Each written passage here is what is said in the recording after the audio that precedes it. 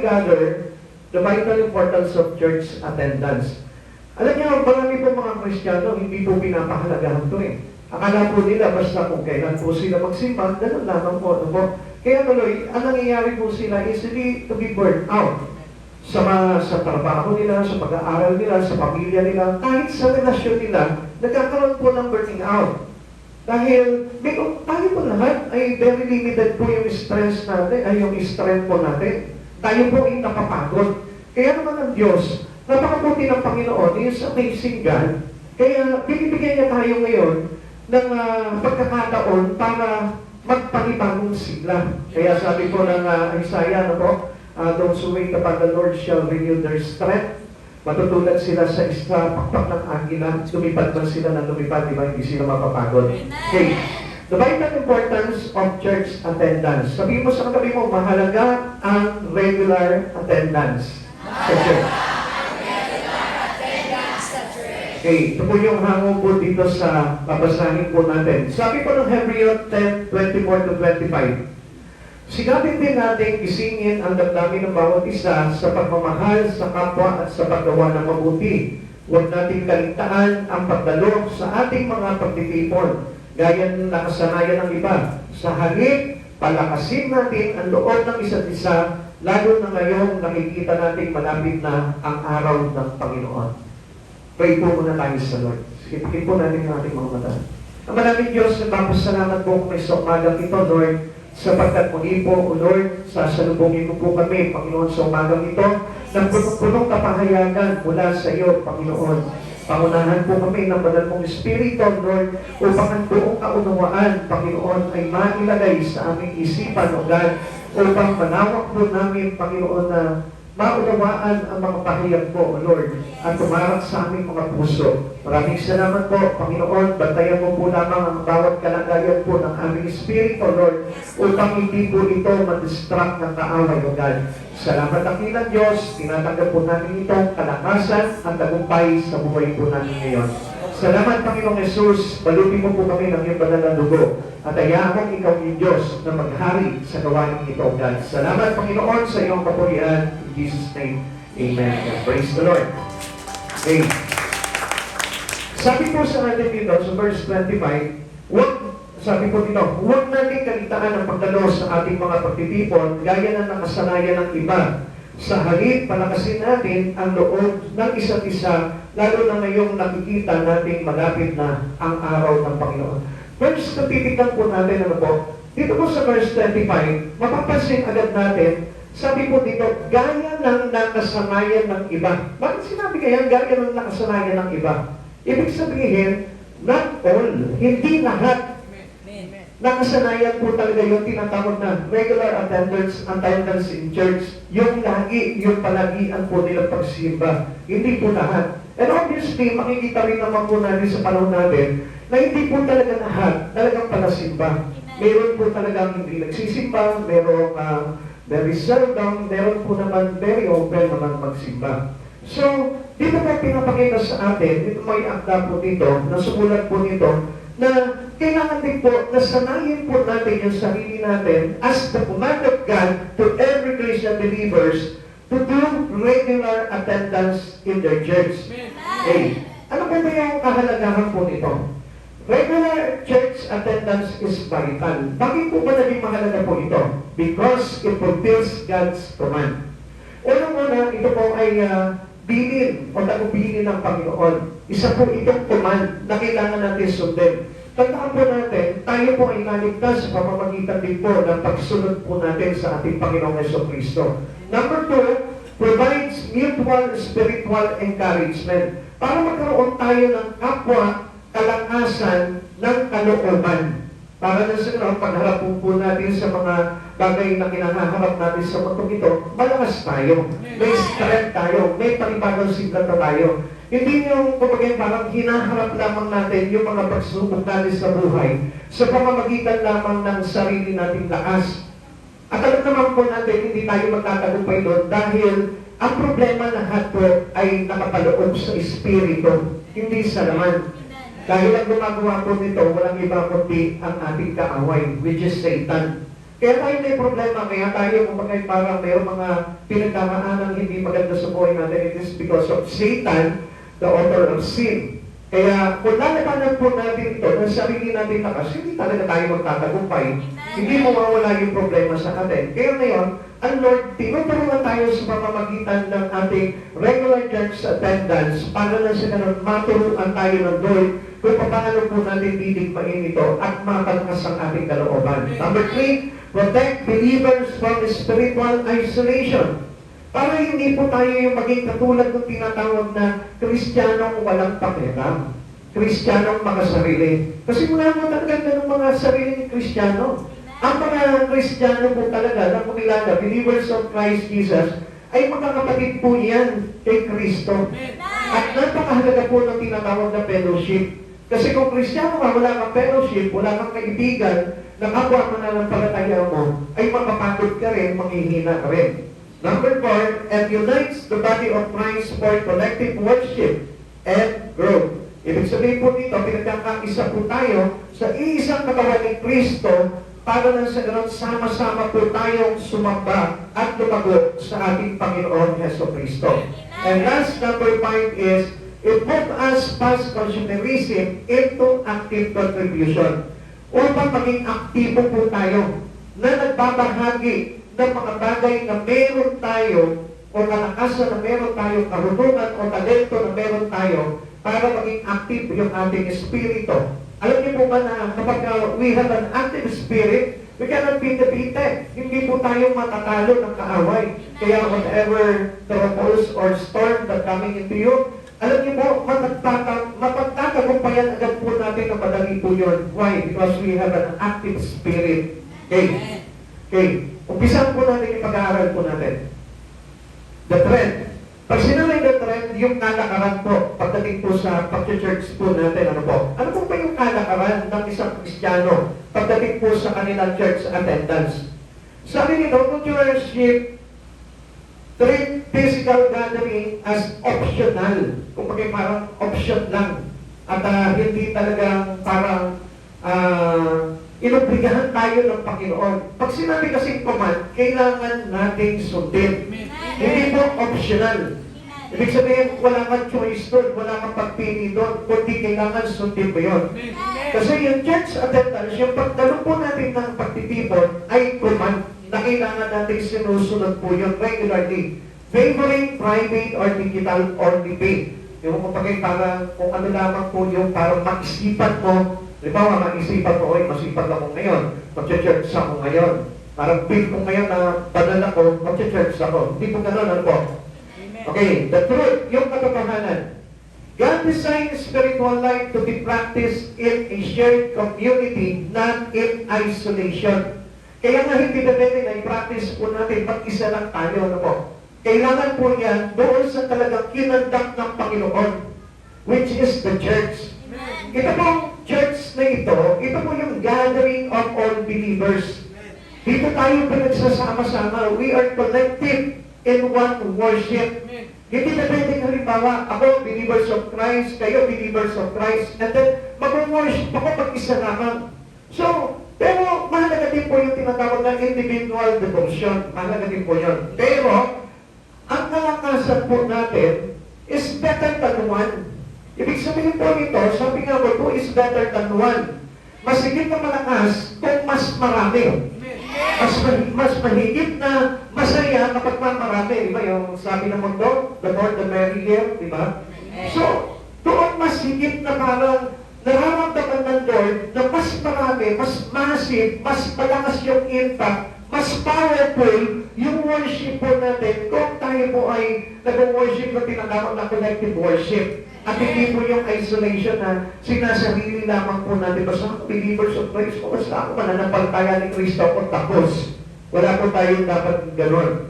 And then the thesis, ano mo mang ibig sabihin po nito? Yung main idea kung bakit tayo pinadadalo ng Panginoon at kung bakit sinasabi sa atin ng Lord na huwag natin kaligtaan ang pagtitipon.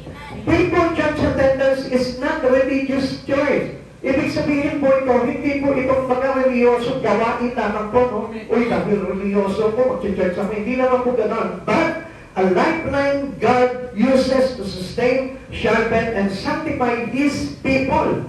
So ang ibig sabihin daw po nito, ito po yung magagalinyada na ginawa sa atin ng Panginoon para masustain o mapanatili tayo o mabigyan tayo o hasain tayo at papanagin tayo sa pamamagitan ng ating Panginoong Jesucristo. Pero bakit po, hindi po doon sa kalagayan na kung saan nasa bahay ako, pwede naman siguro po na makapanatili sa Panginoon. Hindi po tayo makakapanatili kasi sabi po natin, the more is the merrier. So, mas higit yung dalawa kaysa sa isa. Dahil kapag ikaw nabuhay ka, when you are an isolate Christian, pag nabuhay ka, wala magbabangon sa iyo. Kaya nga po kung minsan naghihirapan kung bumangon yung iba, kasi wala po sila para mga close na kaibigan pagdating sa church po nila. Kaya nga advice po sa inyo na para hindi po mahulog yung espiritu niyo po, dapat meron man po kayo 1 or 2 person or more na kaibigan inside your church. Para na sa ganun, hindi po tayo ma-burn out. Hindi po tayo easily to be failed. Para hindi po tayo maging defeated. At madali po tayo maibabangon. Amen. Naintindihan po natin. So, ilan naman po yan sa mga bagay na tinuturo sa atin kung bakit napakahalaga po talaga ng pagtitipon na hindi po natin kinaliligtaan po talaga yan. Now, why we gather? Bakit po ba tayo nagtitipon? Una, we gather to obey God's command and honor His word. Kaya nga po tayo nagtitipon, kaya po tayo dumadalo sa mga pagtitipon, ay para sundin po natin yung pinag-uutos ng Diyos and to honor Him. Amen? Because His word dito, be honored. Kung sa bahay lang po, pastor, hindi po ba natin may honor ang Lord? Alam niyo po, mga kapatid sa Panginoon, there is a designated place na itinalaga ng ating Panginoon since the Old Testament pa naman po, para doon po gawin yung ating pagsamba, doon po gawin yung ating paghahandog, doon po natin ginagawa yung ating pagpaparangal sa ating Panginoon. And that is the other place. Although we can see God in other places, makikita natin ang Diyos kahit saan. He is everywhere. He is omnipresent God. Pero, ang problema po dito, ang Diyos po kasi is an organized God. Ayaw niya po ng magulo. Na kung saan, siyempre, kapag halimbawa, ang ginawa po natin pagtitipon ay sa bukid, kung may mga nagtatanim doon, hindi po tayo magiging payapa at banal. Kung halimbawa, maraming mga baka, maraming kambing, maraming mga kalabaw, hindi po tayo kumbagay para magkakaroon ng tinatawag na holiness and honoring God sa pagsamba po natin. Kaya nga po, ang Diyos is the God of order. Inaayos niya po yan. Kaya, through Christ Jesus, ang ginawa po ni Jesus, doon sa New Testament, nagtatag siya ng iglesia. Hindi po yung iglesia ni Cristo po. Ang iglesia na tinatawag po dito, yung pagtitipon ng mga mananampalataya kay Kristo. Kaya nga mo halimbawa, iglesia ka, tapos hindi ka naman mananampalataya ni Jesu Cristo, at sinasabi mo na tao lamang si Jesu Cristo, there is something wrong. May mali na po doon. Na ang ibig sabihin, hindi si Jesus ang nagtatag doon, kundi tao lamang ang nagtatag doon. Kaya po sa atin, tayo mo yung real church for Christ. Tayo po yung iglesia talaga ng ating Panginoong Heso Kristo. Na kung saan, inatasan tayo na huwag po natin kaligtaan ang pagdalo sa pagtitipon. Sapagkat doon po tayo tinuturuan ng Panginoon, dito po tayo tinuturuan na maging masunurin, dito po tayo tinuturuan na magparangal sa kabutihan ng ating Panginoon because He is worthy God. Okay. It is a divine priority. Dahil alam po ng Diyos na dito po talaga mamapanuto yung ating buhay. Dito po talaga aayos yung buhay po natin and our relations to our God. Now, the Scripture explicitly warns us not to abandon our assembling together. So, pag sinabing divine priority, kailangan una ang ating Panginoon sa buhay po natin. Now, kung ang Diyos ang una po sa buhay natin, our priority is God, mahalaga po sa atin yung bawat command ng Lord. Kung ano po yung mga inuutos sa atin ng Lord, we are obedient to what His command for us. Kasi tayo po yung mga tagasunod lamang po ng ating Panginoong Jesucristo eh.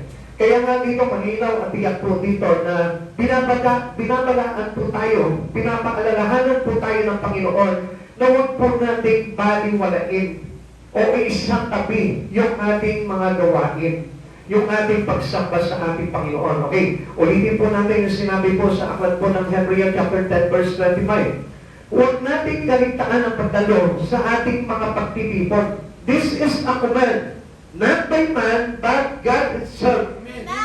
Ang Diyos ang nag-command dito po sa sumulat na ito dahil yung kasulatan ay kinasihan po talaga ng hilinga ng Panginoon. And He inspired that people to write or to written about the importance or the vital things about our worship.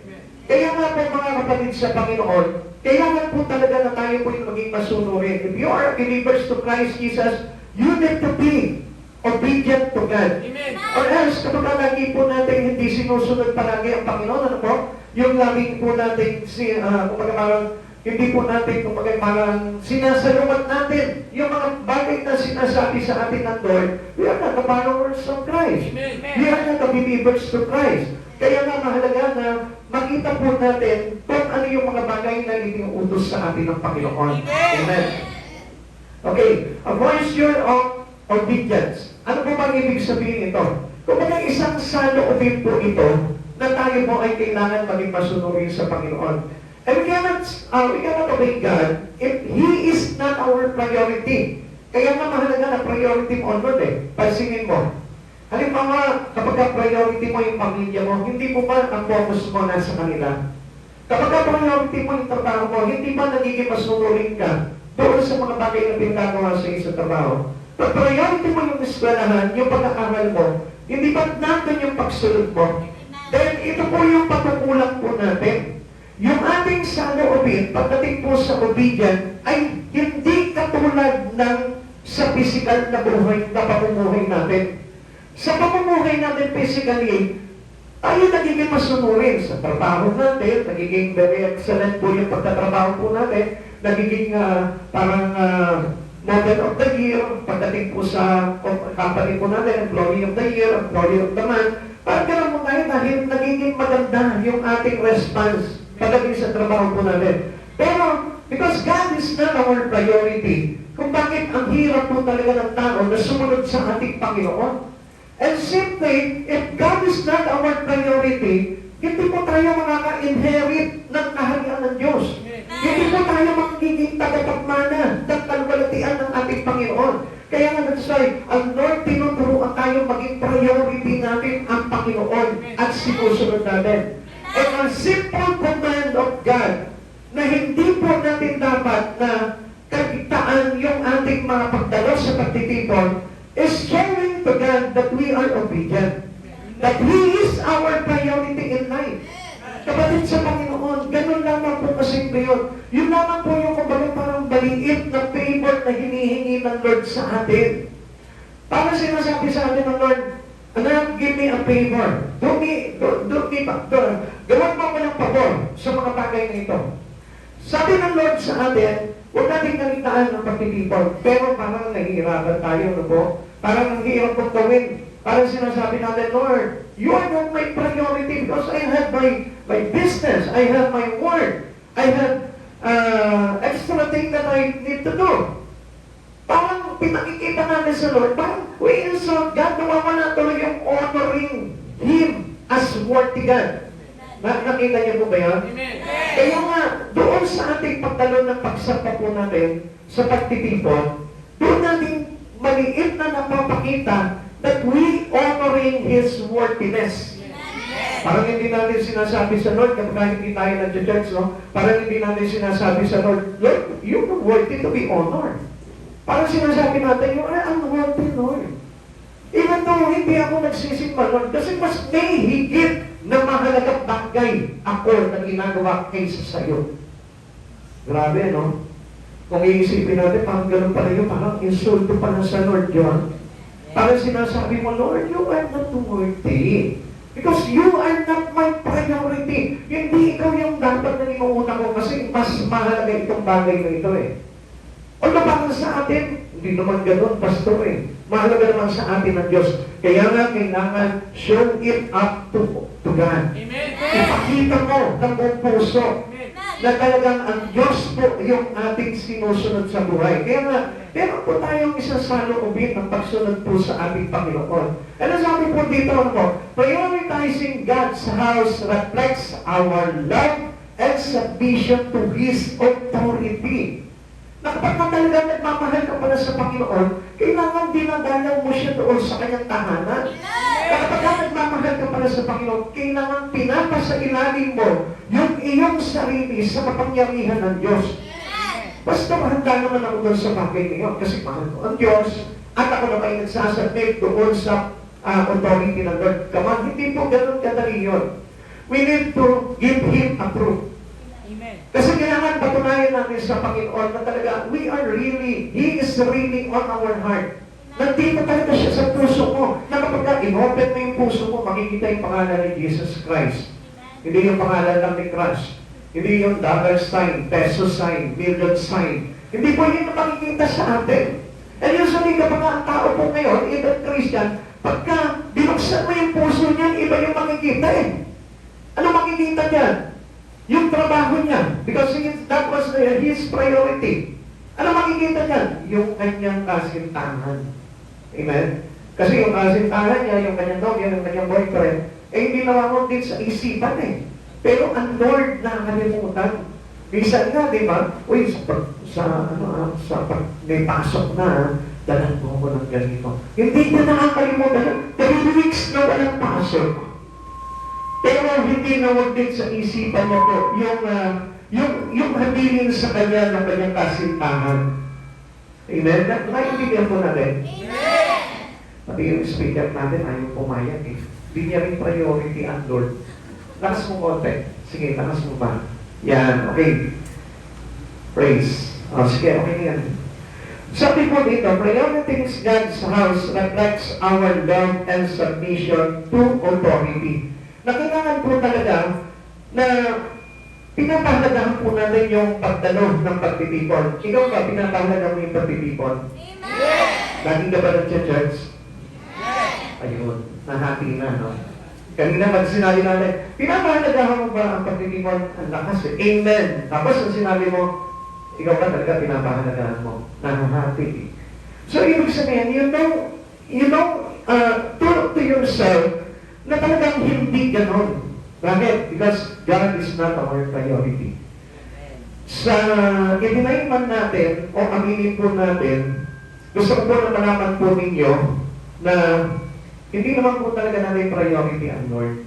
Masakit man po isipin ng Panginoon, hindi natin priority ang Lord. Kasi ang priority po natin usually ay nasa trabaho, nasa pagpapayaman, nasa pag-aaral, nasa pag-graduate, nasa career, nasa pamilya, nasa mga tao na minamahal natin. Nandun yung priority po natin.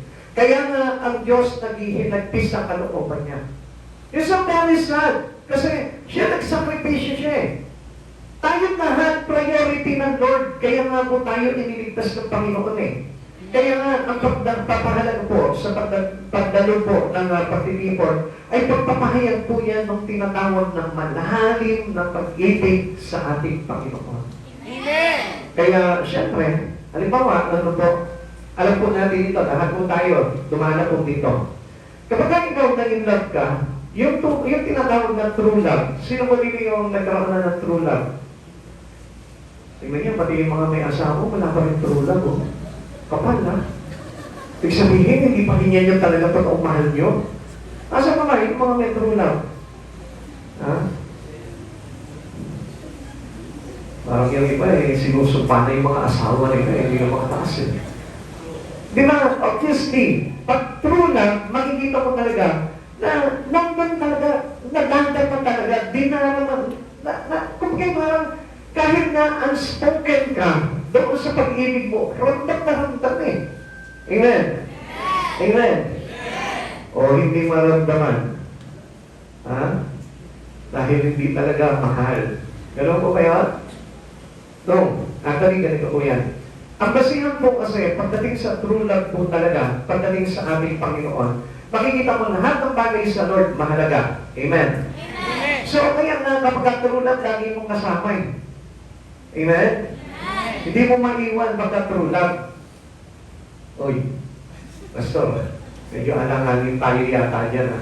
So, hindi sabihin nga mo, pagdating sa Lord, if God is our true love, siya po yung magiging priority mo. Una po yan, hindi mo nakakalimutan lahat ng mga tagubilin sa iyo yan. Tanda mo yan. Amen? Okay, tuloy po natin. Alam niyo po, pagka halimbawa, ang Diyos nag-command po sa atin na huwag ninyong kaligtaan ang pagtitipon, alam niyo po ba kung bakit? Because it is some kind of a collective offering. Pag sinabing collective offering, oy, ako, iba na lang pumapasok. Pastor, pera na naman to eh. No, hindi. Unahan ko na po kayo kasi medyo magbabago na naman po yung ano natin dito eh. Yung aming feelings dito. No, hindi actually yung pera po ito, tinutukoy dito. Sabi po dito, pag sinabing collective offering, sama-sama tayong naghahandog. Huwag yun na kayo, Pastor. Pera nga yung ihahandog natin. Kalimutan niyo muna po yung pera. Okay. Sabi mo dito, individual devotion is good, but corporate praise gives God a unified. Pinapakita dito na lahat tayo nagkakaisa. Sama-sama tayo naghahandog ng papuri sa Panginoon ng nagkakaisa. Alam niyo kung ba mahalaga yung pagkakaisa? Halimbawa, ikaw nagpupuri ka, tapos yung katabi mo, walang silbi. Walang kwenta, walang pakialam, walang pakiramdam. Amen? Hindi ba parang nakakailang? Nakakita mo ba yung gano'n? Yung sumasamba ka, halos paputulo yung luha mo, pero yung katabi mo, walang natawa. Diba? Kasi yung unification, pagdating sa worship sa Panginoon, napakahalaga niyan kasi naglalagay po yan ang tinatawag sa ating harmonious honor. He cannot receive from his scattered voices. Kung magkatakan, hindi mo yan, kung magkakalat-kalat, narinig niya doon sa bundok, narinig niya doon sa bikol, narinig niya doon sa kung saan-saan. Ibig sabihin, narinig niya man po yun, it is collectively. Ibig sabihin, sama-sama. Kaya nga kung pagpupunta po tayo sa church, kailangan sama-sama tayo nagkakaisa. Amen? Kaya nga pang isa, di ba, nung isigaw tayo sa awit, sama-sama! Alam niyo yung awit na yun? Di ba? Kapag nag-worship tayo, tapos makikita mo, ikaw tuwag-tuwag. Sumasiyos-siyo ka, di ba? Nagpupuri ka, tapos yung katabi mo, ganyan lang mo. Alam niyo, magkaganon, di ba ba? Nasa sikuhin lang eh. Uy, worship ka man. Di ba? Sige nga, paano yun? Ang gandang pagmasdan sa'yo nag-aawitan. Sama-sama, kailangang may kagalakan. At doon ay napupunin sa pagkakasiyan. Bigyan ka ng buhay na Collective offering, which is nagkakaroon po tayo ng tinatawag ng corporate praise that give God a unified. So, sige, para makita niyo lamang po paano po yun. Sige. At may gandang pagmasdan sa'yo nag-aawitan. Sige, Nakapasok sa tahanan niya, may kagalakan. At doon ay nagpupuri, walang hanggang kasiyahan. Sa Diyos para buhay na pagkakataman. Sige naman, Sen. Di ba meron pa rin yung ganyan yun? Di ba? Ibig sabihin po kasi, ang Lord po kasi, gusto niya talaga yung unified talaga. Pag sinabing unified, nagkakaisa tayo sa pagsamba sa Panginoon. Ganun po kasi natin, pinaparangalan. That He show God that He is worthy. Amen? Na talagang karapat-dapat. Amen? Kaya nga, biglang sasabayan po namin yung karapat-dapat ka. Yan, pangalawa pa pa. Sige, ito ako.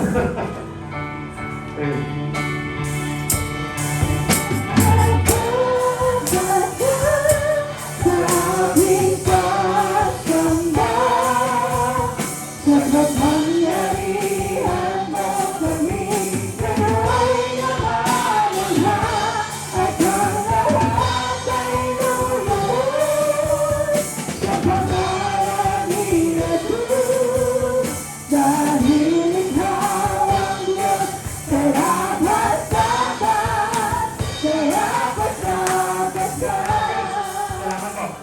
makaupo po tayo. Ang contrast po nito, kaya pinakita ko po sa inyo, nakita niyo po kung paano po tayo sabay-sabay na nagpupuri, nagkakaisa. Ngayon, kung halimbawa, let's say, individually, sumamba ka sa Panginoon, nandun ka lang sa bahay mo. Eh, ang problema po dito, not all members of your family are devoted to our God. Tanggapin mo natin yun. Minsan si Lolo, hindi naman po talaga believers ni Christ. Minsan si Lola, minsan yung kapatid mo, magkaiba po kayo ng pagsamba.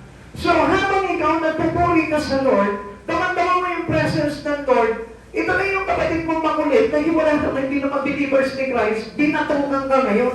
Ano ba, nababaliw ka na ba? So nasisira ngayon yung pagsamba natin. Kaya nga sabi ng Lord, for the Lord give God, for every one of us to give God a unifications of our worship, kailangan talaga kasama natin yung mga kasama nating mananampalataya. Amen. Subukan mo, halimbawa, okay, ito ano lamang po talaga, no? Katotohanan lamang po. Halimbawa, meron kang mga kaibigan o katrabaho mga Muslim, o meron kang mga tagapagsekta o ibang religion. Subukan mo na, halimbawa, magbasa ka ng Bible, tapos umawit ka, mag-pray ka, makikita mo yung mga kasama mong pinagtatawanan ka. So that is not worthy to worship God, to honor God. Hindi mararamdaman talaga ng Panginoon yung bagay na yun. Although, nakikita niya, maganda yun, individual devotion is very good talaga pagdating sa Panginoon. Nakalulugod po yun. Kaya lang po, ang gusto talaga ng Lord yung paragang very massive ang dating ng ating pagpupuri. Kaya nga pagdating ng araw, pag pinalig na po tayo lahat ng Lord, sabi mo, ipapalig na pala tayo ng Lord. Sabi mo sa katabi mo. O dinawin mo sa katabi mo, hindi ka kasama kasi hindi ka nag-worship. Hindi mo nasabihin. Nag-worship na yan. So, sasabihin niya na hindi ka kasama kasi hindi ka nag-worship kanina. Hindi, natututo na yan kasi hindi niya lang alam yan eh. Pero ngayon, alam niya na yun. Kaya kasama na po yan. Pagbalik po natin na doon, pag pinalig na po tayo ng Lord doon, 24 hours, wala tayong gagawin, mag-worship tayo sa Lord. Amen! Kaya kung hindi po tayo natuto dito pa lamang, at hindi po natin na-practice na pinahalagaan po natin yung pagtitipon, pagdalo ng pagtitipon, pagdalo po, pagsimba. Pag hindi po natin natutunan niya, paano ka papasok doon sa kaharian ng Diyos? Sabihin ng Lord, di ka naman nagsisimba, anong gagawin mo dito? Sabihin sa inyo ng Lord, di ba nga naman tapad ka magsimba? Anong gagawin mo dito? Ang gagawin natin doon, ganito eh. We are celebrating our Almighty God. Pagdating doon sa langit, wala tayong gagawin doon, aawit lamang po tayo doon, magpapakasaya lamang po tayo doon kasama ng hari ng mga hari. Amen! So, ganun yung gagawin natin doon. Kaya pag nakita ng Lord na wala kang worship sa puso, paano kayo sasama ng Lord doon? Sabihin sa'yo, oh, bihira ka magsimba. Sa beses lang sa isa taong kita nakita sa church. Tapos, hindi pa talaga totoong nag-worship. Pinantayan na si Crush. Ayun, wala nangyari. So, mga kapatid sa Panginoon, it is very worthy, very vital yung ating pong pagsamba sa ating Panginoon. Ikalawa, we gather to swarm one another on in love. So, dito po pinapakita po natin yung pag-ibig sa isa't isa. Parang natitipon-tipon tayo upang mas pasiglahin po natin yung pagmamahalan sa bawat isa. Kaya, kadalasan tignan niyo po, dito po ang susungit. Masungit naman. Paano hindi masusungit? Parang nga tayo hindi magkakakilala dito. Kasi nga, regularly, hindi tayo nagkikita-kita. Kaya nga tayo, binubuo tayo ng Lord sa church niya, sa iglesia niya, sa palambahan niya, para maging parang magkakaisa tayo pagdating sa Lord. Para tayo magkakapatid na nagtitipon-tipon, pinagtitipon-tipon tayo ng Panginoon. Kaya nga, our love to one another encourage and give them strength. Nagiging kalangasan po tayo ng bawat isa. E paano mo magiging kalangasan yung isa? Kung hindi mo naman siya lagi nakikita sa church. Tapos pag nagkita pa kayo, nagkakaisnaban pa kayo. Amen? Nagkakairapan pa kayo. Di ba? Tumatalbog-talbog. Nakakita na kayo yung matinding ira. Sino dito yung magaling mang ira? Sige nga. Sige nga, masilatan mo nga yung katabi mo. Mga sarili na sanay. Pero mas matinding hirap. Alam niyo kung paano? Okay, learn from your pastor. Ganito yun. Ako, pag hirap ako ng wagas, ganito.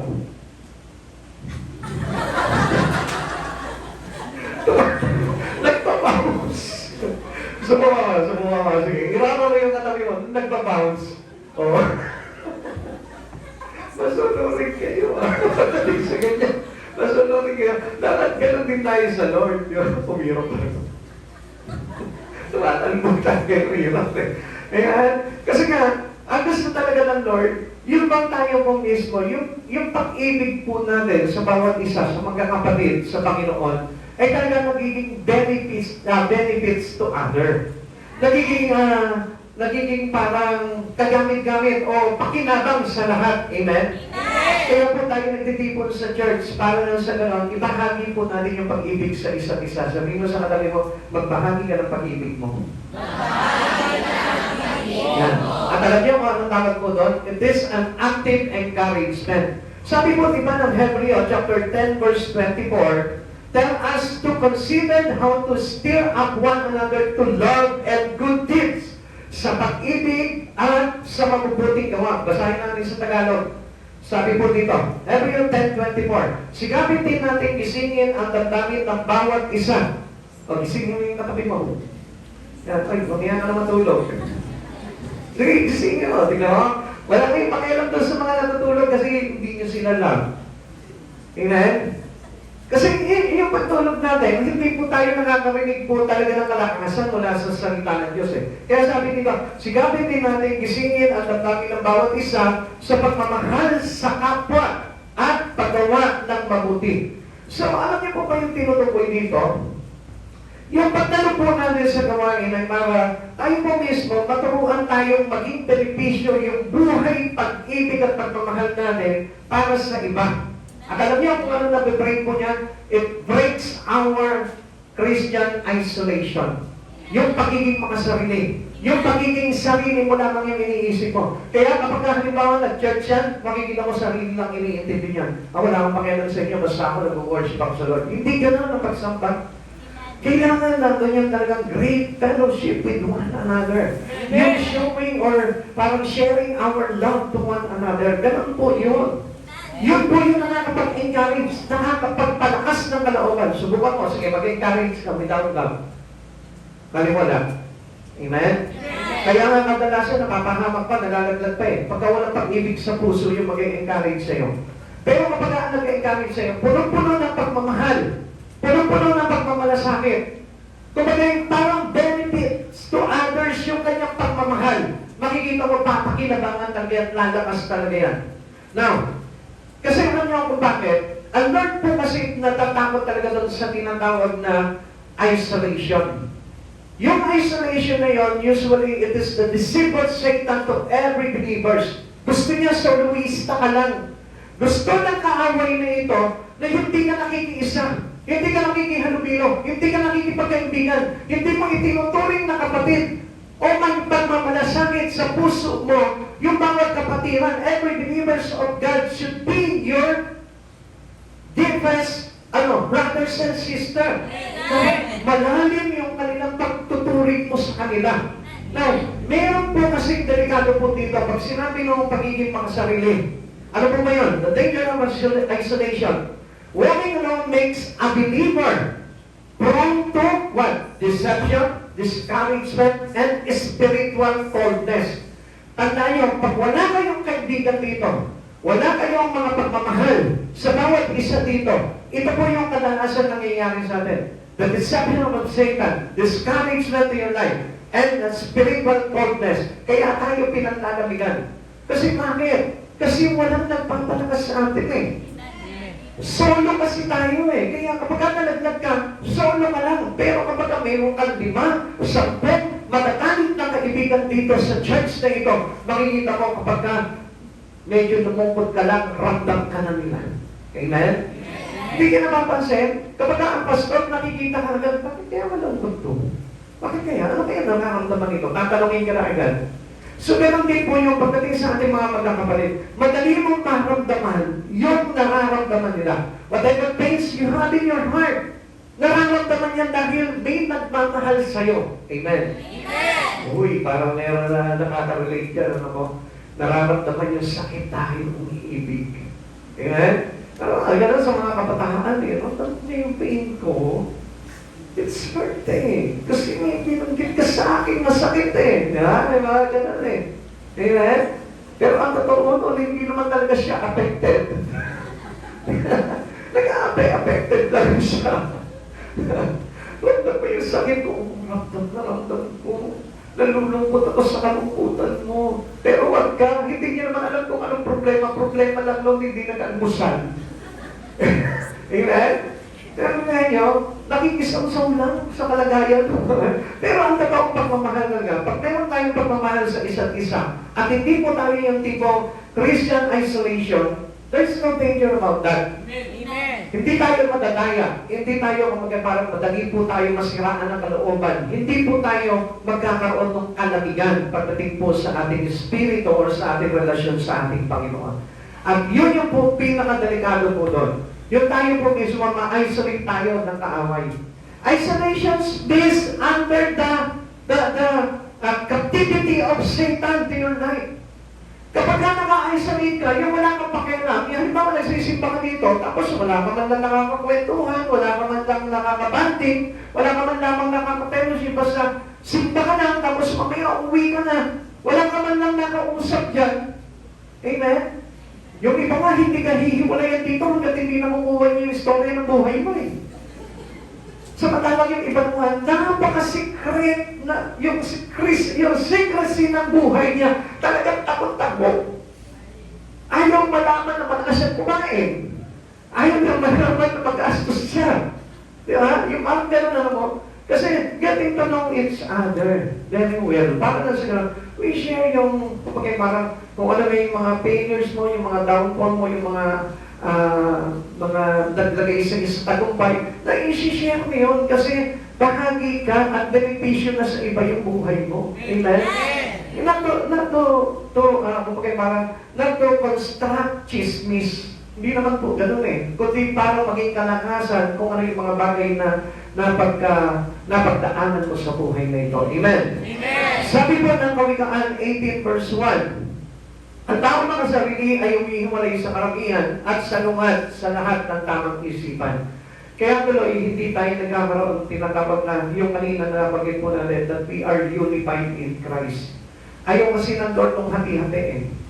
Tanungin mo yung katabi mo ngayon, yun naman ba ng puso mo, naman ng puso mo ngayon, parehas? Tanungin mo siya. Kung sabihin lang iba dyan, no? Bakit crush mo rin ba si ano? Kaya na naman. Hindi yan ang ibig sabihin doon. Nasa church tayo, ibig sabihin, our center focus is Christ. Amen. Kaya kapag tinanong mo yan, ang pinag-uusapan dyan, no other than is Christ. Amen. Yung tibok pa ng puso mo, katulad ng tibok ng puso ko. Yan. Balik pa na lang kung hindi po talaga si Kristo ang tibok ng puso niyan. Amen. So ganun po dapat tayo, pare-parehas. Yung pananampalataya mo ba is the same faith with me in Christ? Yung bang pag-asa mo, yung katulad din ng pag-asa mo kay Kristo, kailangan nagkakaalaman po tayo noon. Magkakaisa tayo, nagtuturingan. Hindi po kayo parang may agwatan po tayo. There's always a gap between every one of us here. Dapat pare-parehas tayo ng saloobin pagdating sa ating Panginoon. Amen. Pare-parehas tayo ng paggalang, pare-parehas tayo ng respeto, pare-parehas tayo ng pagluluwalhati sa ating Panginoon. Amen. Hindi po ba yung katulad ng kanina na nakikita po natin yung iba, ang siyang po talaga mag-worship sa Lord, tapos yung iba naman walang pakialam. So, show up. Kailangan pakita natin talaga sa Lord na hindi tayo makasarili. Amen. Basta, I know myself. Nakita kami, kilala ko sarili ko. Alam ng Lord yung puso ko. Then showing up. Wala po tayo ng tinatawag na private faith eh. Pag private faith, so naman ang Lord. And how God recognize that you are belong to Him? Kung halimbawa sinosolo mo lang yun, kasi gusto talaga ng Lord, we are unified in one body. Amen. At yun yung nakapasok na kay Kristo. Amen. Amen? Amen. Kaya nga hindi na tayo nagiging makasarili. Ang makasarili po kasi sabi po dito ay humihiwalay sa karamihan. Tanungin ng katabi mo, hiwalay ka ba sa karamihan? Okay, sige, magbilangan tayo ngayon. Ilan ang kaibigan mo dito? Bilangin mo. Ilan ang kaibigan mo dito? Ako, yung iba yata, wala pa eh. Yung iba yata, isa lang, alanganin pa, kaibigan kaya ako niya. Nakatanong pa eh, no? Isa lang yung kaibigan niya, tinuring dito. Ako kaya tinuturing niya kaibigan, alanganin pa. Amen? Pero dapat meron talaga securely, meron kang kaibigan dito more than two. Bakit? Yan ang magpapalakas sa iyo. Yan ang gagamitin sa iyo ni Christ. Yan yung magiging kaisa mo para sa mga bagay na pinagtatanganan mo. Amen? The power of presence. Bakit po ba mahalaga yung ating presence, yung ating presensya pagdating po sa ating church? Bakit po ba? Your very presence in the pews is an unspoken testimony that is strengthened and struggling brother or sister. So, ibig sabihin, yung nakikita kanila nakaupo dyan, regular service, lagi ka nakaupo dyan, hindi niyo po maalam, it is unspoken testimony, kahit hindi ka nagbabanggit, kahit hindi mo sinasabi, makikita mo magiging kalakasan ka ng isang kapatiran na nag-i-struggle. Amen? Pero kapag ka laging nakikita niya na wala ka, alam niyo po ba na nagkakaroon din po ng impact sa kanya yun? At nagkakos din po sa kanya yun nung tinatawag na katamaran pagdating sa pagsamba. Kaya nga kapag nakita niya po na tayo po ay active spiritually, ang lakas ng impact po nun sa mga bagong believers. Nakikita nila, wow, ang sigla naman ang pagsamba nito kay Lord. Sana ganun din ako. Na-inspire sila. Na-encourage mo sila. Even though you are unspoken. Kahit na hindi mo sabihin sa kanila, oy, ganito ako nag-worship. Basta nakikita nila kung paano ka sumamba sa Panginoon. Nakikita nila yung attention is focusing on the gods who share this word. Kapag nakikita po nila yon, sila po mismo, nagiging kalakasan po nila yon. Amen? Kaya sabi nga po ng Hebrew 10:25, sabi po dito, sa halip, palakasin natin ang loob ng isa't isa. So, dapat ikaw, tayo, hindi tayo nagiging kasiraan. Sabi mo sa katabi mo, huwag ka na maging kasiraan. Maging kalakasan ka. Ng maraming tao. Amen? Alam niyo, kapag na-practice mo yan, pag uwi mo ng bahay, even though yung mga kasama ko sa bahay, sa unbelievers to Christ, magiging kalakasan ka rin nila. Bakit? Because of the impartations of good and active spirit in Christ. Pag meron tayong active spirit, our presence, the power of our presence, which is the power of the presence of God, is realigning into your life. Pag nag-realign, yung pong powerful presence ni Jesus sa buhay mo, magiging powerful din yung presence mo. At pagdating mo doon sa pamilya mo na hindi naniniwala sa'yo, dahil palasimba ka, mahahawahan sila. Amen? Kasi magiging viral yun, magiging virus yun. Amen? And that was a good virus. Hindi po, yun yung nakamamatay, nakabubuhay ng Espiritu dahil kay Kristo. Amen? Remember that we are a salt and light of this world. Light and salt po tayo. Na kapag tayo po, ay yung asin ay inilagay mo sa isang pagkain, makikita mo yung lasa nangingibabaw. Kapag ikaw, ilaw ka, liwanag ka, pag tinala ka sa dilim, makita mo magliliwanag ang buong paligid. Yun ang kailangan mangyari sa atin because of the power of the presence. Kaya kung halimbawa, lagi kang panasimba ka, lagi kang dumadalo ng gawain, nagkakaroon tayo ng tinatawag na power of presence which comes from our God. Kaya makikita mo yung presence ko rin, laging presence. Amen? Amen! Kaya makita mo, laging inspire sa pagsisimba, sa pagbabasa ng Bible, pag-aaral, pag-meditate, sa devotion, sa lahat ng bagay nagiging active yan. Why? Because of the power of presence of God. Nagiging kalakasan tayo ngayon sa iba. Pero kapag nakikita niya na wala tayong gana. Kanina nga lang po medyo nalungkot po ako Kasi dalawa po yung bagay na pumungan sa akin. Sorry kung mabanggit ko po itong bagay na ito. Kanina nagpaalam ko si nanay. Sabi niya po, Pastor, papaalam po ako sa inyo na punta muna po ako ng Pampanga. Doon po muna ako sa mga anak ko. Kasi, ayun. Sabi ko, di matanggal lang kayo. Hindi ko lang po alam.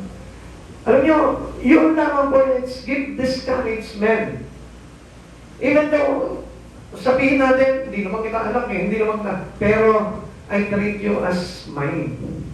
Amen. Ganon kasi tayo eh. Sa Lord kasi, tinatrato tayo ng Lord na sa Kanya. At ganon din na po dapat tayo sa Panginoon. That God is mine and yours are mine. Parang ganon, no? Dapat pakita po natin na talagang mahalaga. So, hindi po nakita ni nanay yun. Masakit po sa akin yun. Although sinasabi ni nanay, sabi niya, babalik naman ng pastor, hindi ako makakalimot. Pero there is the danger of isolation.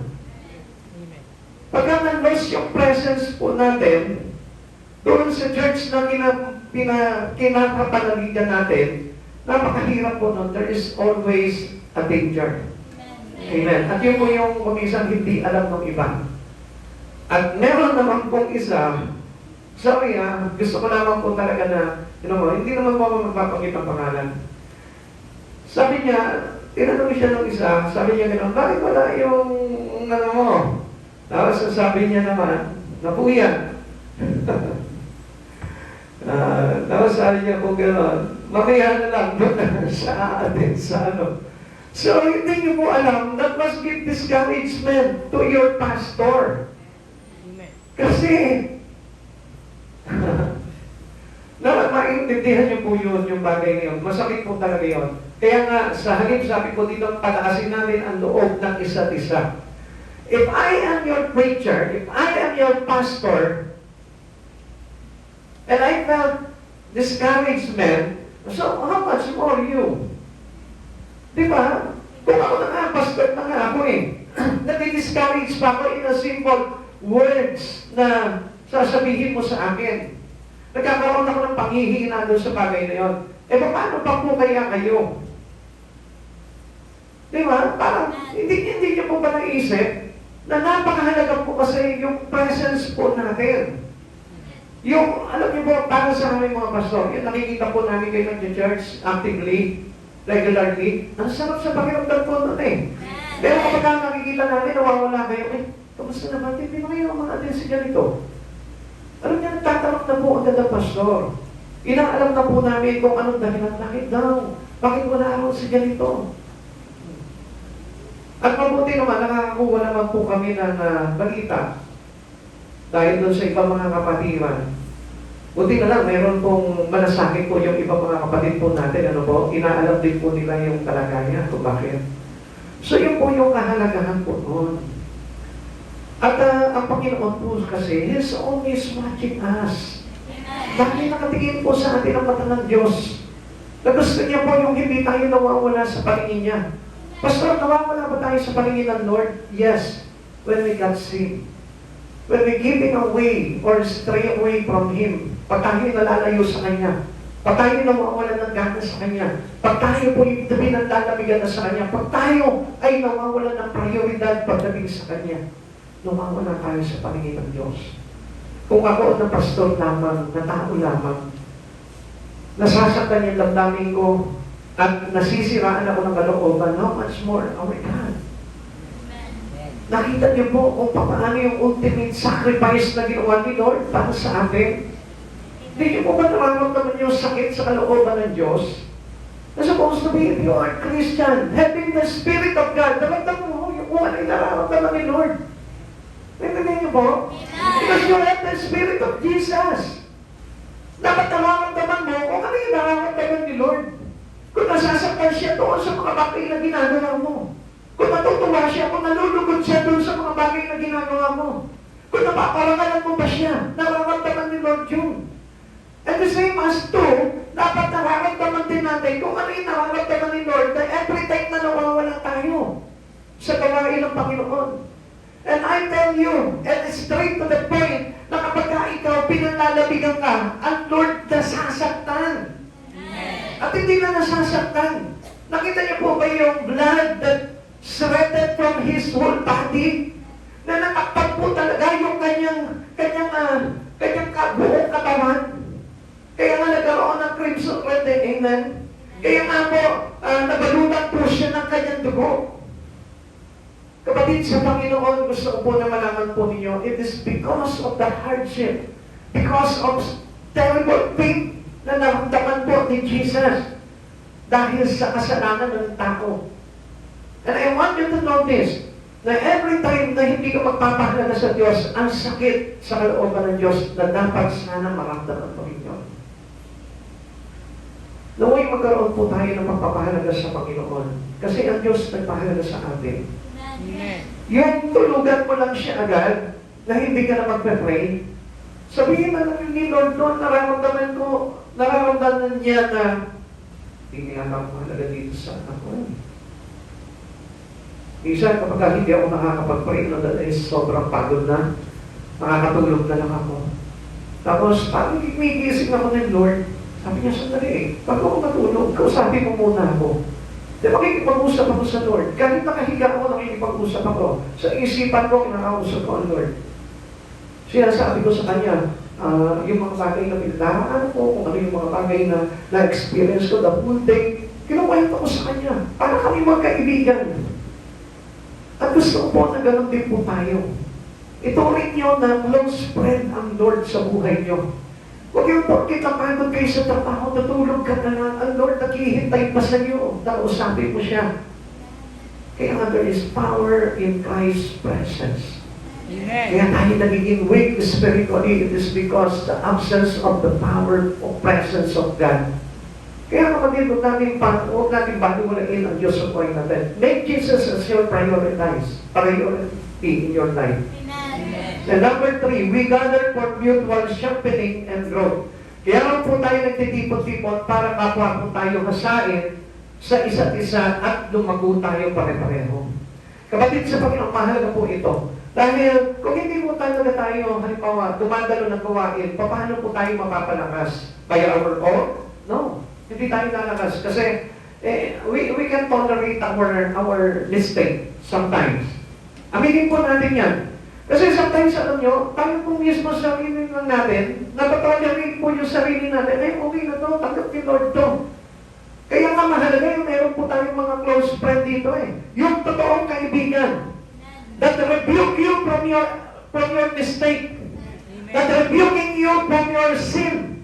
Yun yung totoong kaibigan. Amen. Ayun pala yun. Kaya pala ang dami kong kaaway dito. Sino pala yung talagang kaibigan at hindi pa nakaaway sila? Yes. Yung lagi nang re-rebuke sa'yo sa mga mali mo. Yun yung totoo mong kaibigan.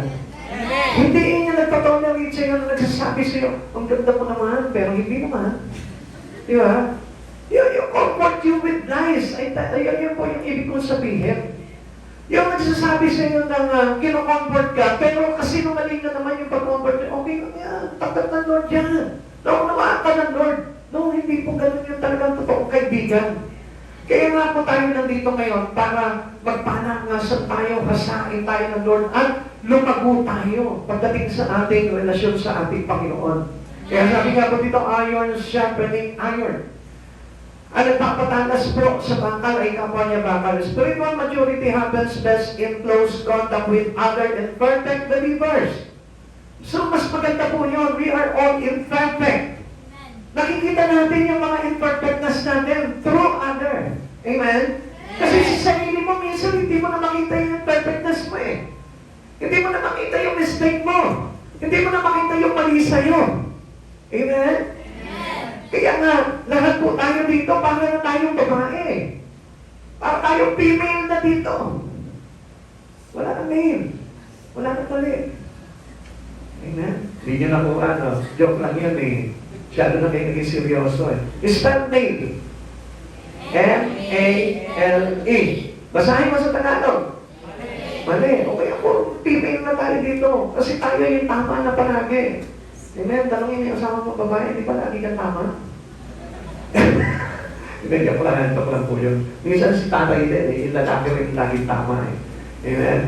Hindi, yung tatay naman hindi. Sabi nila, yung pag babae daw, laging tama, walang mali. Pag si tatay naman, ang naging tama, may tama. Hindi po yun. Joke lang po yun. So, yun po yung kailangan po natin is to correct us. Yung magko-correct po sa mga bagay na mali sa atin, yung magsasabi ng mga bagay na mali sa'yo. Yun po kasi yung katotohanan talaga ng pagmamalasakit. Yung totoong pakikipagkaibigan, yung totoong pag-ibig, yung totoong pagmamahal. Amen?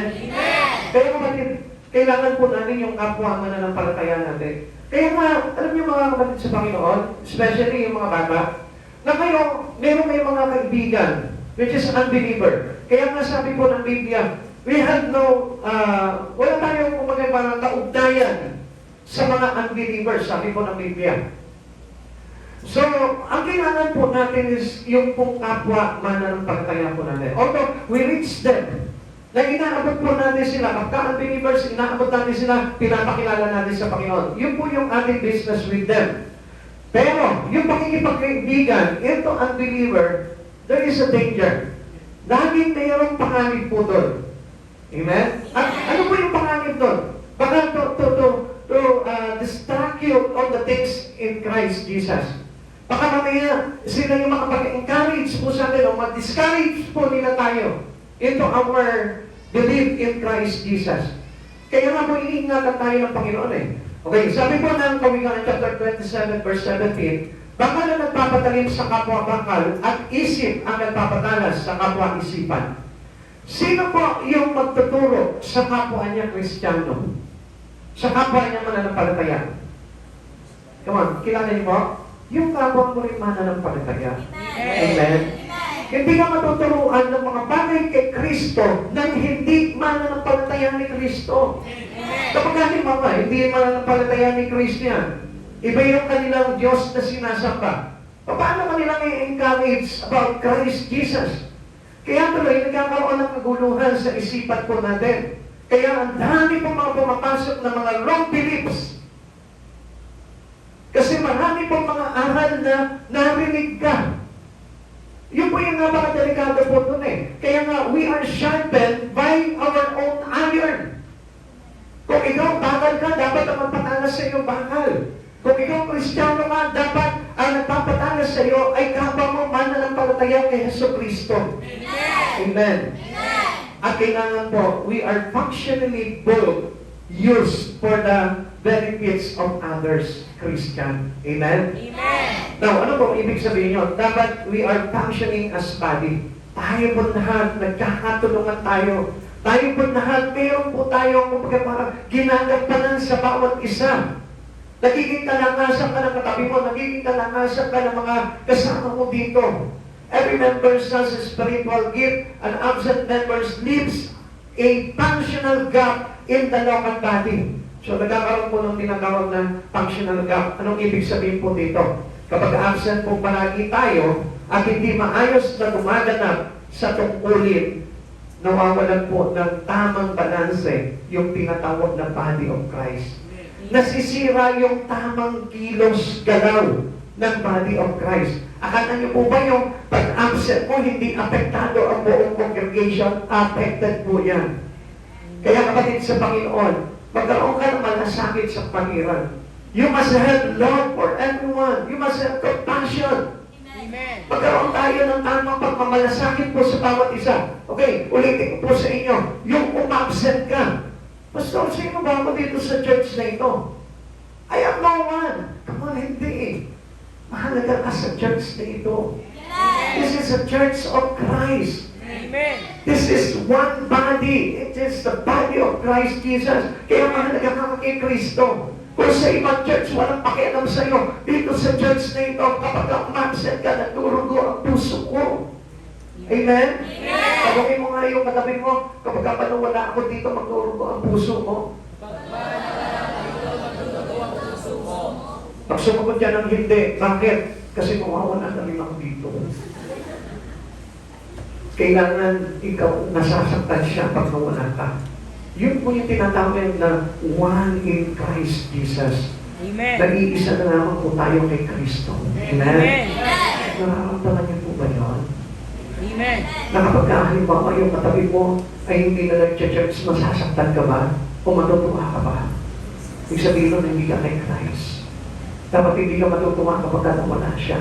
Dapat malungkot ka, masaktan ka. Affected dapat yung spiritual relation mo kay Jesus. Amen? Yan yung tinatawag na functioning as a body. Amen? Amen. Tingnan niyo po, halimbawa sa isang katawan, pag naputulan ka ba ng braso, matutuwa ka? Ay, wala na ng braso, wala na ng braso. Hindi ka matutuwa, di ba? Ay, bakit kabingi yung ilong mo? Ay, kabingi ilong mo, ganda. Hindi ka matutuwa, di ba? So, ganun din po tayo because we are in a one body of Christ. Kailangan, kapag wala yung isa na naglaho yung isang nasasaktan ka, Amen. dama sa buong kaligtihan. Amen? Di ba? Amen? Nararamdaman mo ba yung sakit ng kapatid natin dito?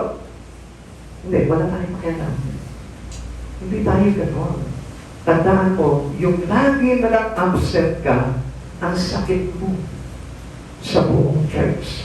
Amen? Amen. Bakit? Ang sakit na eh. Nawawala nga, imagine na wala yung kamay. Amen? Parang hindi kompleto yung kilos mo kapag wala kang isang kamay. Yung nawala nga lang po yung kilay mo eh. Ang pangit ng tignan eh, di ba? Uy, tignan yung mga walang kilay, yung mga katulang, yung mga umaasa lang sa eyebrow. Di ba? Parang may kulang na sa'yo. Eh, yung medyo lumatad, dapat nga lang yung noong mo, parang kulang na eh. Nakakawala na ng confident eh. Amen? Amen? O bakit hindi yan? Gusto niyo subukan? Ha? Panauting kita ngayon. Tingnan ko lang kung hindi mo wala yung confident mo. Di ba? Ganun din po ito, the body of Christ. Kailangan lahat tayo well-functioned. Gumaganap tayo ng ating mga tungkulin. Amen? Amen. Ephesians chapter 4, verse 16, sa pamamagitan niya ang buong katawan ay pinag-uugnay-ugnay ng mga kasukasuan na mula rin sa Kanya kanino kay Kristo raw. Tayo'y belong kay Kristo. Lahat tayo na nandito ngayon is belong to Christ. At kung maayos na gumaganap ng tungkulin ng bawat bahagi, lumalaki ang katawan at pinapatatag nito ang sarili sa pamamagitan ng pag-ibig. Sino yung pag-ibig? Si Kristo rin. Kaya nga tayo magkakaroon tayo ng function kapag tayo po ay bunga ng pag-ibig ni Kristo. Kapag bunga nga ng pag-ibig ni Kristo, makikita mo, very inspired ka na gumawa kay Jesus. Amen? Very inspired ka na mag-church. Very inspired ka sa ministry mo. Very inspired ka na lumapit sa Panginoon. Pero kapag halimbawa, na-frustrate ka, di ba parang nawawalan ka na ng gana? So, dapat tayo po, well-function po tayo as one body in Christ. Amen. Kaya nga, huwag mong isipin yung pagiging Christian isolated mo, no? Na parang nakatuon ka lang sa sarili mo. Walang pakialam, kahit wala ako doon, kahit hindi ako magsimba ngayon, okay lang, wala akong pakialam. Hindi mo alam, affected po lahat. Amen. Kaya simula sa oras na ito, dapat makita mo ang kahalagahan ng bawat isa sa atin na narito. Yung halaga ng isa ay halaga ng lahat. Amen. Yung halaga ng lahat ay halaga mo rin. Kaya tandaan mo, wala po dito yung ati-ati lang. Yung mga emote-emote lang, di mo nang mahalaga sa kanila eh. Ayaw nila sa akin eh. Kaya ang totoo, ikaw yung nag-isolate ng sarili mo. Amen? Amen. Try to join them. Try to have fellowship with them. Try to love them. Mahalin mo, subukan mo, mahalin mo sila. Yung mga kinaiinisan mo, mahalin mo rin. Makikita mo, ang sarap na magkakasama. At kung mo makikita na, bakit ako nadaya ng kaaway? Ang tagal ko nagtiis. 6 na taon ako sa church, pero soloista ako. Hindi pala masaya. Mas masaya pala yung mayroong kang kasyeran palagi sa gastos. Ay, hindi masaya. Mas masaya yun, di ba? Kaysa mag-isa kang gumagastos. Amen? Kasi dapat functionally, we are one and unified in Christ. Amen. Receiving the word together. Ito kasi yung gusto rin ng Lord eh. Yung sama-sama po tayo sa pakikinig po ng salita ng Diyos. Sitting under the collective reading and preaching of the Scripture corrects our blind spot and realign our way. So, alam niyo po ba ang ibig sabihin dito? Yung bang kapag mayroong mali sa atin, may magsasabi sa'yo, magugulat ka, di ba? Ikaw naman, ma-open ka naman. Ang bilis mo naman, very sensitive ka naman. Kasi nga, hindi mo alam yung aral na ito. Pero pag alam mo yung aral na ito, pag may nag-correct sa'yo, uy, o nga, wala mali yung ginawa mo, ha? Dahil hindi yung nangalulugod sa Panginoon. Ikaw naman, dahil alam mo na talagang open for correction sa mga Kristiyanong totoo, dapat tanggap mo yun. Uy, salamat sa paalaala, ha? Dahil sa pagpapaalala mo sa akin, hindi ako nadaya. Hindi ako na-deceive. At natuto ako doon sa mga pagkakamali ko. Ganun po tayo, hindi yun.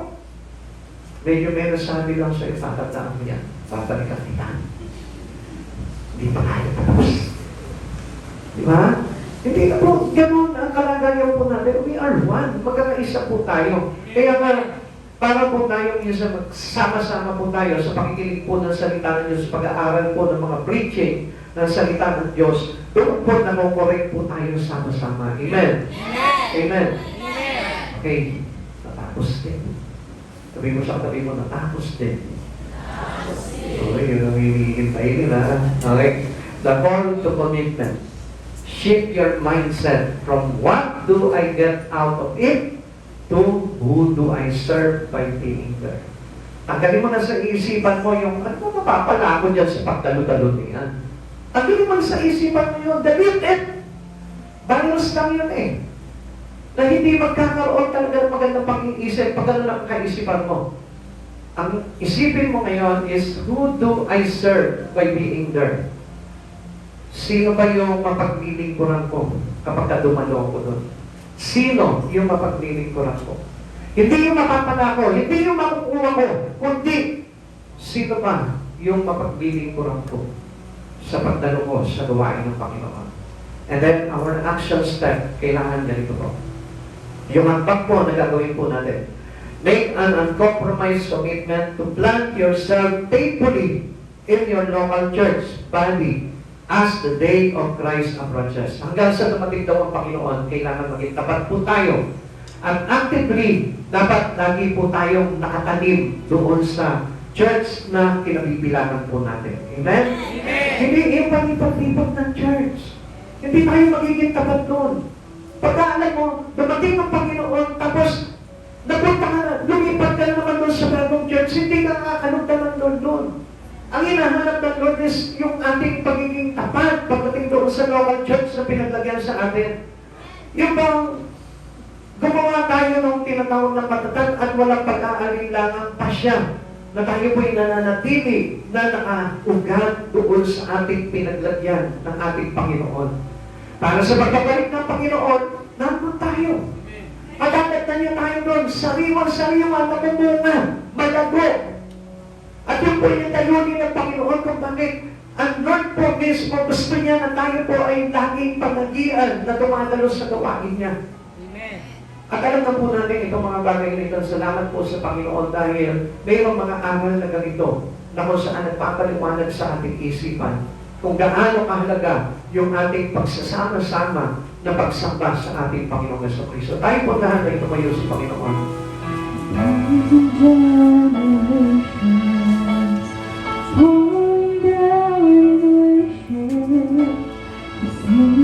I want everyone to know and to understand things that we heard today. Dahil napakahalaga po nito sa buhay, relasyon natin sa ating Panginoon. Kabataan ka man o nasa gusto o ganap na edad ka na, dapat na maintindihan nyo ang kahalagahan ng pagsamba sa ating Panginoon. Kung nag-i-struggle ka pa rin at mayroong mga bagay ka pa rin na hindi maintindihan, I am open and willing to serve you. Kung gusto mo na maintindihan itong mga bagay na ito, willing ako na ipaliwanag sa iyo ito ng buong sikap at buong pagmamahal. Mga kapatid sa Panginoon, huwag po kayong magtakot na magtanong. Dahil mahalaga po na tayo po lahat ay mayroon ng kaugnayan sa Panginoon habang wala pa at hindi pa bumabalik ang Panginoon. Sabi po sa atin ng ating pinag-aralan na tayo po ay nananatili, ginagawa po natin yung bagay na yun hanggang sa pagbabalik ng ating Panginoon. And I want every one of us to learn about these things dahil napakahalaga po nito. Bigyan mo ng halaga sa buhay mo ang pag-church. Make this priority of your life. Maging una ito higit sa lahat sa mga bagay na inuuna mo ngayon. Dahil una sa lahat, kailangan mo ang Diyos. Una sa lahat, kailangan mo maligtas. Una sa lahat, kailangan sa langit ka mapunta. At kung hindi natin uunahin na pagalian tayo ng Diyos at mamuhay ng ayon sa Kanyang kalooban, paano idadagdag sa atin ng Panginoon? Ang kinakailangan natin pagdating ng araw na buhay na walang hanggan sa piling ng ating Panginoong Jesucristo. Kaya sa oras na ito, kapatid sa Panginoon, ilagay mo sa puso mo, ano bang magagawa ko? Ano bang mapapaglingkuran ko? Ano bang bagay na makikopagpapit ka pa? Na magiging bahagi ng panawagan ng Panginoon sa buhay ko, sa aking pagdalo sa mga gawa niyo. Mag-isip ka, bakit hindi mo isipin ngayon? Dahil gusto kong malaman mo, if your priority is to honor our vertical, kung mahalaga sa iyo yung pag-judge mo, dapat pinaglalaanan mo ito ng halaga sa puso mo. Pinaglalaanan mo ng pag-ibig, pinaglalaanan mo ng malasakit, pinagpapahalagahan mo ng paggawa mo at paglilingkod mo sa ating Panginoon. Alam niyo mga kapatid sa Panginoon, minsan, naalala ko po yung isang pangaral ng isang pastor na sabi niya, ikaw bago ka magsimba. Pakinggan niyo mo ito. Ikaw bago ka magsimba. How do you prepare yourself before you come in front of God? Sabi niya, tinatanong niya ang mga tao nun, paano ka mag-prepare sa pagpunta mo sa church? Mayroon ka bang dalang handog para sa Kanya? Na makakapagpalubag ng kalooban ng Panginoon, makakapawi ng pagod, makakapawi ng Kanyang mga naranasang sakit, pain and hurts and suffering sa pagliligtas sa iyo ng ating Panginoon. Tinanong niya yung buong congregation nun, anak ikaw, tatanungin kita, ano sa palagay mo yung daladala mo na makakapawi ng mga sakit na naranasan niya dahil sa pagliligtas niya sa iyo? Naalala mo ba nung mesa na galit si nanay, galit na galit si tatay? Galit na galit yung kapatid mo dahil wala ka pa, ang tagal-tagal mo umuwi, nag-aalala na sila sa iyo. Kung naantala ka sa pag-uwi, di ba naisip mo, suyuin mo ito si nanay? Suyuin ko nga itong kapatid ko. Alam ko, galit na sila dahil wala ako. Bumili ka ng isang something na makakapagpalubag ng kanilang kalooban. Bumili ka ng isang pirasong cake na pagdating mo bilang suhol dahil nagagalit sila. Hindi pa nung nakita ka nila, biglang naglubag agad yung kalooban nila at sinabi nila, nagsuhol ka pa. Ang tagal mo namang umuwi. Pero gano'n pa man, naramdaman mo na naglubag yung kanilang kalooban. Ikaw sa oras na ito, paano mo paglulubagin ang kalooban ng ating Panginoon? Ano yung dala mo ngayon? Ano yung meron ka ngayon? Para suyuin mo ang Panginoon. Dahil sa buong isang linggo, ang dami mong pagkakamaling nagawa sa harapan ng Panginoon na ngayon gusto mo suyuin ang Lord. Patawagin mo ako dahil sa mga bagay na nagawa ko sa buong isang linggo na hindi nakakalugod sa iyo. And I offer you, this is my sacrifice. Pagdamutan mo na po, Panginoon, kung ano man itong dala kong ito na maihahandog ko ngayon sa iyong altar. Sana ganun po tayo. Hindi po ba yung parang iniisip natin, magsisimba ako, ano mapapala ko dyan? Wala naman ako mapapala sa pagsisimba ko, eh, sana din mapapaho ko na lang ito.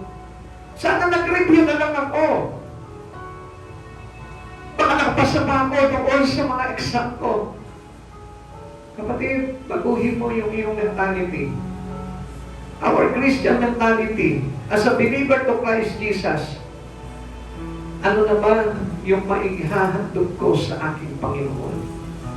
Ano na ba yung magagawa ko para mahandogan ko siya ng mabagay na kalugod-lugod sa kanyang banal na harapan?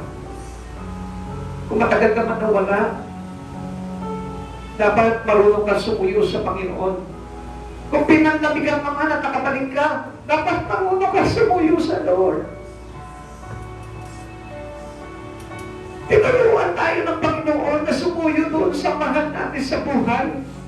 Na kapag nakagawa tayo ng pagkakasala sa kanila, tinuruan tayo suyuin sila. Mahal, ito, pasalubong ko sa iyo. Pasensya ka na sa nagawa ko, ha? Anak, pasensya ka na, late si daddy, ha? Ito ay pasalubong ako sa iyo.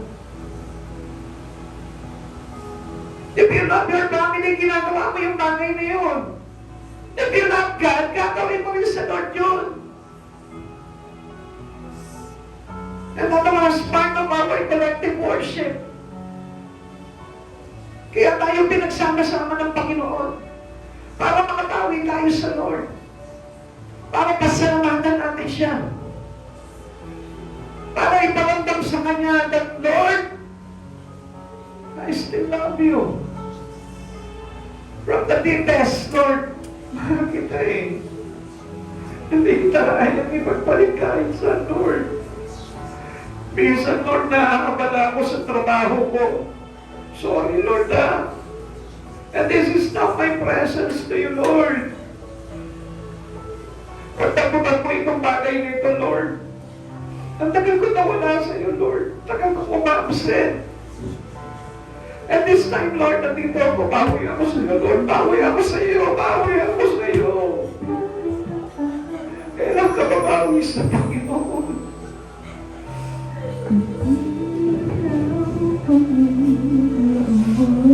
Alam niyo yung pinakamasarap eh. Yung marunong tayo sumuyo sa Panginoon. Isa na nakakalimutan na natin manalangin sa Lord. Pero sa pagdalo pa natin ng gawain, nakakalimutan pa natin suyuin ng Panginoon. And this time, this is the right moment, kapatid. Lord, kasalamat ka sa Panginoon, suyuin mo siya, Lord, salamat na. Nakas be a week, Lord, ang dami kong mga masasamang nagawa, Lord. And this time, pagtakutin mo ito. Yung konting bagay na nandun ko sa'yo, Lord, pagtakutan mo ito. Dahil pinatawag mo ko, Lord, sa lahat ng kahindahan ko. Salamat, Panginoon. Salamat, Panginoon. Tanggapin mo itong munting handog ko sa iyo, Lord. Nagsasabi sa iyo, panawarin mo ako. Nagsasabi sa iyo, Panginoon, na tanggapin mo ba ako? Kapatid, ganun lamang po kasimple ang damdamin ng Lord. Hindi mo alam kung paano nagsasakripisyo para sa atin ng Lord. Hindi natin natin yung bagay na yun. Na sa araw-araw iniingatan ka niya. Araw-araw pinagtatakbol ka niya. Araw-araw inilalaban ka niya. Araw-araw hinahawakan niya ang impyerno para hindi ka dumimedyo doon. Hindi ba't karapat-dapat na sa oras dito sa buhay mo, paglagapan mo ng buhay mo, Lord? Iniingatan ka niya sa trabaho mo. Iniingatan ka niya sa pag-aaral mo. Iniingatan niya yung pamilya mo, yung mga anak mo.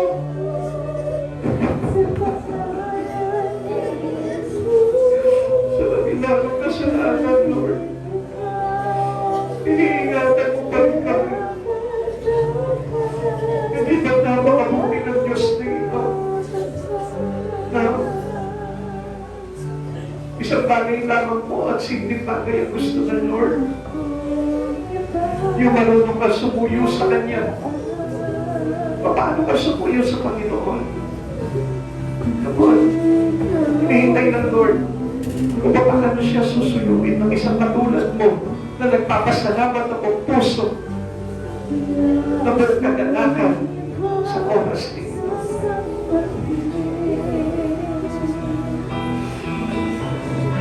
Oras ko at panahon dahil ikaw ang nagbigay sa akin ng walang hanggang buhay. Karapat-dapat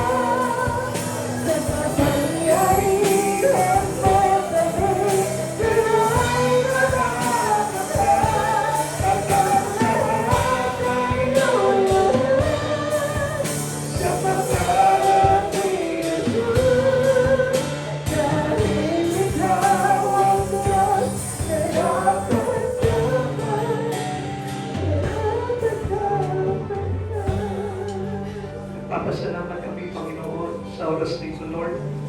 Bigyan mo na liwanag ang aming mga isipan, O God. Daming bagay po pala, Panginoon, nagagawa po naming sakit sa iyong kalooban. And this time, Lord, after we learn about these old things, O God, from you, Lord, turuan mo kami na lupad po namin ang aming tungkulin at magawa namin, Panginoon, na makasunod sa iyong mga pinag-uutos. Panginoon, sa oras nito, Lord, kaya mo, Panginoon, that every comfort coming from your hands, the Lord, comfort every one of us here, O God. Lord, alam namin, Panginoon, na maraming mabigat na bagay na nagawa kami sa iyong banal na harapan. At sa oras nito, Panginoon, tinanggap mo kami, Panginoon, sa kabila ng mga bagay na ito, O God. Pinatawad mo kami, tinugasan at nilinis sa lahat ng aming mga kasalanan. Maraming salamat po sa kabutihan mo, Panginoon. Kaya mo suklian po namin ang pag-ibig po namin sa iyo, pag-ibig namin sa kapwa, at pagpapahalaga namin sa mga bagay patungkol sa iyo, Lord. At hayaan mo, Panginoon, na lagi po kami, Panginoon, na matutong sumambag, magpasalamat sa iyong kabutihan. Salamat po, dakilang Diyos. Salamat po sa iyong mga pagpapala. At hayaan mo na sa oras nito, Lord, buksan mo ang bawat puso namin, Panginoon, upang sa ganun maukit ang mga bagay na ito, Lord. At sa ganun makapagpaalala sa amin every time na nakakalimot kami, Panginoon, sa gawain mo, O God. Lord, magsilbing paalala ang lahat ng bagay na ito para sa amin, O God, upang hindi po kami maligaw, hindi kami mawala, at hindi kami pandamigan sa mga bagay na ginagawa namin para sa iyo. Panginoon, maraming salamat po. Ibuhos mo po, Panginoon, ang pagpapala sa iyong mga anak na narito ngayon, Lord. Umaasa sa iyo, nagtitiwala sa iyo, kung pag-asa na ikaw, Panginoon, ang kanilang gabay at ilaw, liwanag sa kanilang buhay, O God. Maraming salamat po, dakilang Diyos, at sa aming pag-uwi at sa aming mga pupuntahan pa. Kaya ito, Panginoon, na ingatan mo po kami, Panginoon, ligtas kami makarating sa aming mga tahanan. Lord, ingatan mo ang aming mga sasakyan, ilayo mo, Panginoon, sa anumang mga panganib, ilayo mo, Panginoon, sa anumang mga bagay na balak ng kaaway. At hayaan mo, balutin mo po kami ng iyong banal na dugo, Panginoon, upang ligtas at maluwalhati kami makarating sa aming pupuntahan at sa aming uuwian. Maraming salamat po, Lord, sa oras nito. Taglayin ng bawat isa, Panginoon, ang tagumpay at pagpapala ay maiuwi po namin sa aming mga tahanan upang maging pakinabang sa lahat ng aming sambahayan. Maraming salamat po, Lord. Pagpalagi mo po, church na ito, Lord. Expand this church, O God. Even, Lord, yung aming church sa Ungkit, Panginoon, sa Aguilar, sa Glaciao, Lord, at yung mga outreaches pa po namin, Panginoon, Lord, ikaw yung Diyos, ang patuloy po, Panginoon, na tumakilig po ng lahat ng ito, Lord, sapagkat naniniwala kami kung ang Diyos na nagtatag, walang sino mang ang makapagbubuwal. Maraming salamat po, Panginoon, at Lord, patuloy ka magpadala ng magiging kaisa po namin, suporta sa bawat mission, Panginoon. Nayaan mo, Panginoon, that you will prosper them, O God, according to your riches in glory of Christ Jesus. Maraming salamat po, dakilang Diyos. Salamat po sa buhay ng bawat isa. Salamat sa aral mo. Salamat sa presensya mo, sa banal na Espiritu, Lord, na lagi nakapatnubay sa amin. Thank you, Father God in heaven. Thank you for your Son, Jesus Christ, our Savior. Salamat po, Panginoon. Sa iyo po namin pinabalikan ng kapurian. To God be the highest glory in Jesus' name. Amen and amen. God bless you all po. Maraming po tayo ng Lord.